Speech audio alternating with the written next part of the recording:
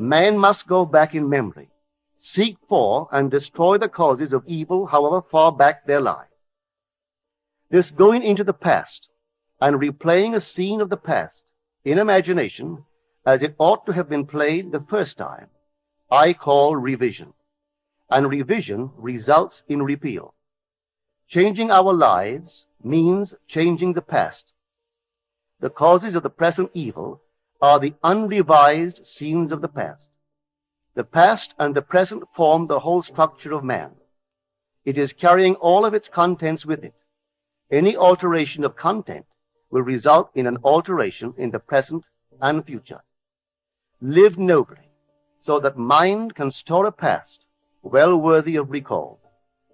Should you fail to do so, remember, the first act of correction or cure is always revise. If the past is recreated into the present, so will the revised past be recreated into the present. Or else, the promise that though your sins are like scarlet, they shall be as white as snow, is a lie. The question may arise as to how, by representing others to ourselves as better than they really were, or mentally rewriting a letter to make it conform to our wish, or by revising the scene of an accident, the interview with the employer, and so on, could change what seems to be the unalterable facts of the past. But remember my claims for imagining. Imagining creates reality. What it makes, it can unmake.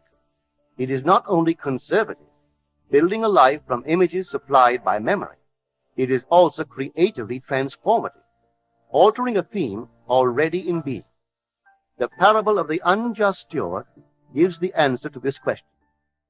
We can alter our world by means of a certain illegal practice, by means of a falsification of the facts, that is, by means of a certain intentional alteration of that which we have experienced.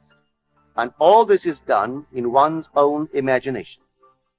This is a form of falsehood which not only is not condemned, but is actually approved in the gospel teaching.